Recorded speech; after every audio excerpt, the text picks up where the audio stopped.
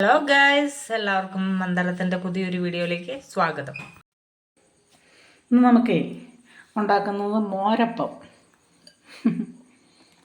കുറച്ച് പേർക്കൊക്കെ അറിയാമായിരിക്കട്ടെ, ഇത് പാലക്കാടുകാരുടെ വിഭവമാണ്. ഇത് കൂടുതലും നമുക്കൊന്ന് ഉണ്ടാക്കി നോക്കാം. അപ്പോൾ അതിനകത്തേക്ക് ചേർക്കേണ്ട സാധനങ്ങൾ എന്താണെന്ന് വെച്ചിട്ടുണ്ടെങ്കിൽ, കുറച്ച് തേങ്ങ ഇട്ടു, കുറച്ച് കരിവേപ്പിലയും മല്ലിയിലയും കൂടെ അരിഞ്ഞത്,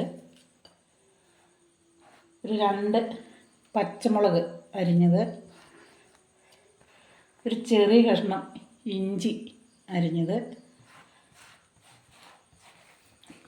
പിന്നെ നമുക്ക് ഇതിനകത്തേക്ക് കുറച്ച് അരിപ്പൊടിയുടെ ആവശ്യമുണ്ട് കേട്ടോ. കുറച്ച് അരിപ്പൊടി അതിനകത്തേക്ക് അരിപ്പൊടി ഇടാൻ പോവാണ്. 2 സ്പൂൺ അരിപ്പൊടി ഇട്ട് കൊടുക്കുക. നമുക്കൊന്ന് ഇളക്കി യോജിപ്പിക്കാം.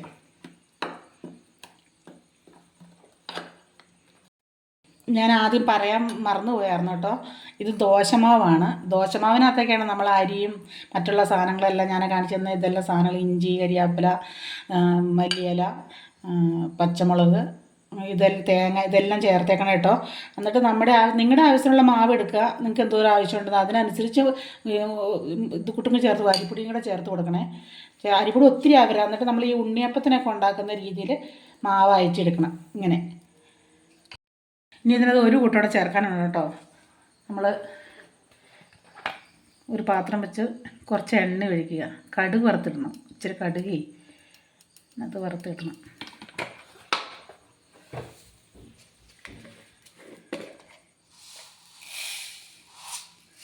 കുറച്ച് കടുകിട്ടു. കടുക് പൊട്ടട്ടെ. കടുക് പൊട്ടിയാണ്. കടുകെല്ലാം പൊട്ടി കയറും. നമുക്കത് ഇതിനകത്തേക്ക് ഒഴിച്ചു കൊടുക്കണം.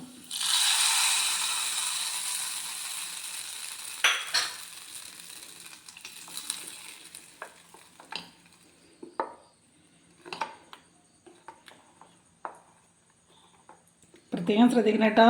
ഇത് നമ്മുടെ ഉണ്ണിയപ്പത്തിൻ്റെ അതേ അളവിൽ എടുക്കണം. നമ്മൾ ഉണ്ണിയപ്പത്തിന് എടുക്കുന്ന പോലെ ഒത്തിരി ലൂസാവാനും പാടില്ല, എന്നാൽ ഒത്തിരി കട്ടിയാവാനും പാടില്ല.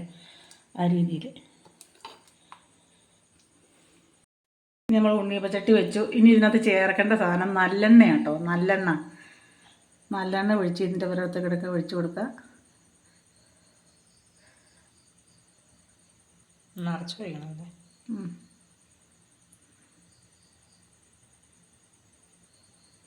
മോരപ്പം കേൾക്കുമ്പോൾ എല്ലാവരും ഓർക്കും മോരൊഴിച്ചുണ്ടാക്കണതാണോ എന്ന്.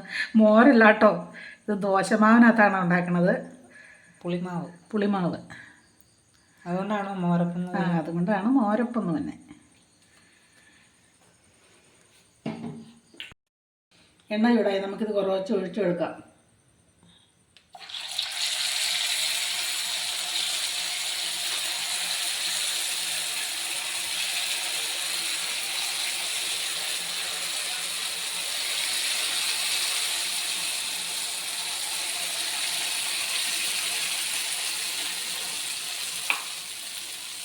തീ സിമ്മിലിടണേ, അല്ലെങ്കിൽ അടി വെക്കം കരിഞ്ഞു പോകും.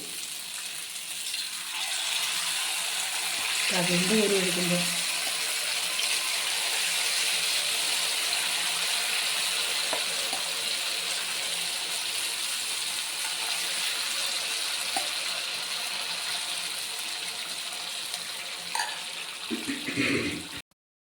ഇതെല്ലാം ഇങ്ങനെ മറച്ചിട്ട് കൊടുക്കണേ.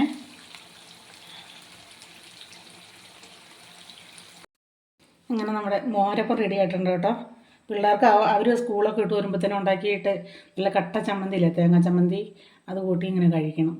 നല്ല മൊരാന്നിരിക്കും. ഇതുണ്ട്, അതിൻ്റെ ഉള്ളിലൊക്കെ നല്ല മുരിഞ്ഞ്, അകത്ത് നല്ല ഇതാണ് താനും. കണ്ടോ, നല്ല മൊരാന്നിരിക്കുന്നു. ഇത് തേങ്ങ ചമ്മന്തി കൂട്ടി ചൂടോടെ കഴിക്കാൻ എന്ത് രുചിയാണെന്നറിയാമോ. അവന്മാർക്ക് എപ്പോഴും അപ്പം ദോശ കൊടുക്കുമ്പോഴത്തേനും അവർക്ക് ഇഷ്ടപ്പെടുകയല്ലോ. അപ്പോൾ വരുമ്പോഴത്തേനും ഇങ്ങനെയൊക്കെ ഒന്ന് ഉണ്ടാക്കി നോക്കട്ടോ.